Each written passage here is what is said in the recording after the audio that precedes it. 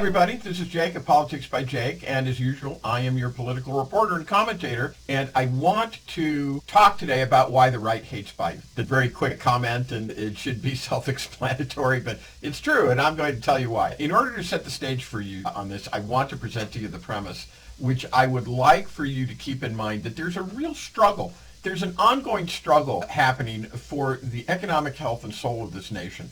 And the people are opposed by what can be called the elite, the money power, Wall Street, oligarchy, etc. The second premise relates to the first, and this is that they never quit. They are the loyal opposition. They never stop. There is no era of good feelings for these people. They are always there to press their advantage wherever they can find it, and they are unalterably opposed to the American system. That they will use it is certainly true because it benefits them, because it's a great economic system, but they are opposed to it because it tends towards freedom, it tends towards an economic egalitarianism, and they are completely opposed to this. And this is difficult for ordinary people like you and me to understand, but it's true.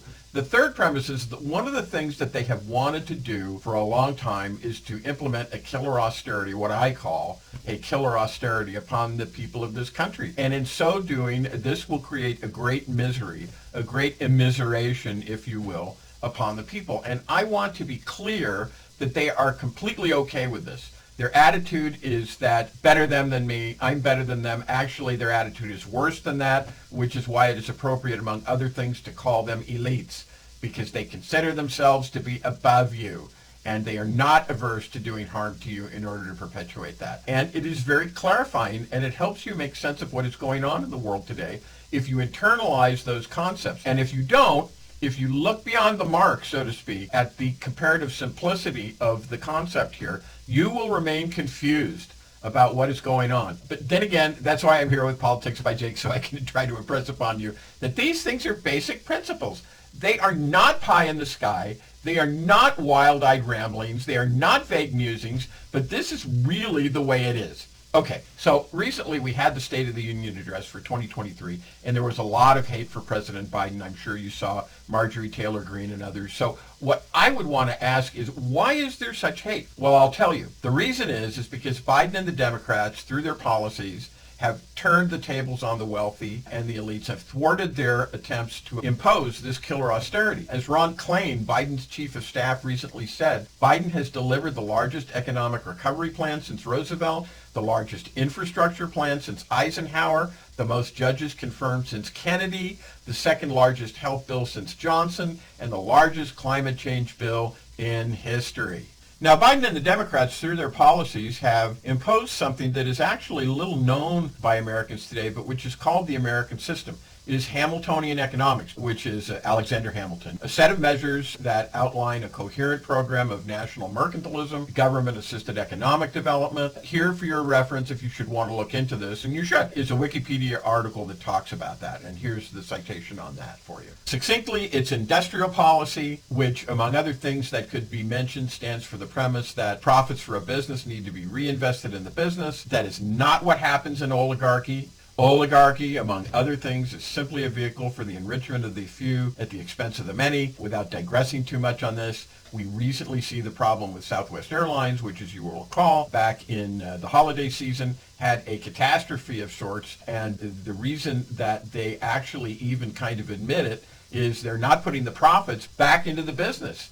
They're simply enriching the officers and the shareholders. On the other hand, industrial policy dictates that focus be put on manufacture, on agrarian, on heavy industry, on science, basically anything that is going to provide mass traction economic benefits for everyone, and not just for the few who happen to be in the position where they can take advantage of the profit from their particular enterprise, and also not on speculation, such as hedge funds, for example, and other like vehicles on which there is far, far too much reliance on these things, such as these things are. Anti-capitalist because they seek to absolutely, positively minimize and ensure against any risk. And one of the defining points of capitalism, as Adam Smith wrote in his book, Wealth of Nations, is risk. If you don't accept risk, you are not a capitalist. You are an oligarch, and this is protectionism, which is, simply put, policy of protecting domestic industries against foreign competition. This is dirigism. Dirigism is basically economic planning and control by the state. this is another thing that I want to make an observation on, but in 1941, there was 15% unemployment. And by the end of 1941, unemployment had just about ceased to exist. I mean, it really had just about ceased to exist. And this was because of Lend-Lease. And that is exactly what is happening now. And say about it what you will, but this has been a large and significant factor in changing the economy and thwarting the desires of the money power to impose this crushing austerity, this immiseration upon the people of the United States and upon the world, honestly, and possibly even to a default, which we are seeing now. So far, what this is doing is to avoid a chaos which has been planned by the money power. And again, once I know, Jake, wild-eyed ramblings, vague musings, what are you doing here? That's my story, and I'm sticking with it. It has avoided chaos. Unemployment, which at the time of the original Lend-Lease in 1939 had been essentially wiped out in the United States due to the combination of the defense industry on the one side, is now, in this current state of affairs, right here in 2023, reduced to its lowest level in 54 years, which is around 1969. Now, I hasten to add that in one way, this is maybe not the greatest observation to make because it's based on war, and it's based on the globalist economic notion, which is the notion that brought people like Putin into power and his kleptocratic friends rule Russia, who are nothing but criminals and savage criminals at that. And they were going to do that, and they were going to allow these criminals into the global economic system because it was and it is in the interest of those elites to do so for their own benefit, for their own bankrupt philosophy. And it has not worked. And it doesn't work except to exalt the few over the many and relegate the many to this economic immiseration of the country and of the world that has basically been suffering under for a long time now.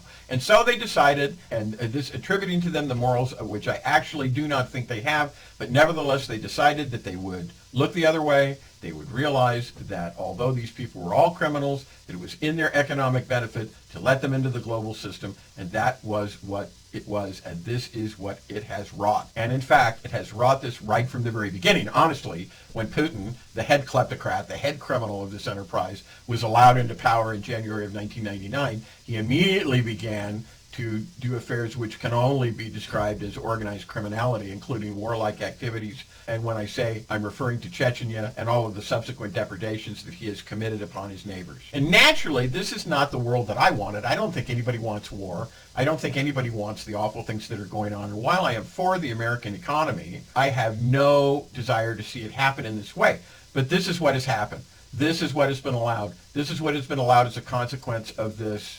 And as a consequence of this, this is the world as it is. And this is the solution to the 21st century. The Lend-Lease arsenal of democracy implementation has actually played a big role in thwarting the intent of the oligarchs. And it has come to them by surprise, the money power, the Wall Street elites, etc. And I assure you, they are not happy about it. The rug has been pulled out from under them. They're still trying to understand just exactly where their well-laid plans, which were about to come to fruition, went wrong. And may I say, may they always go wrong to the extent that they want to elevate the few over the many economically as well as in other ways.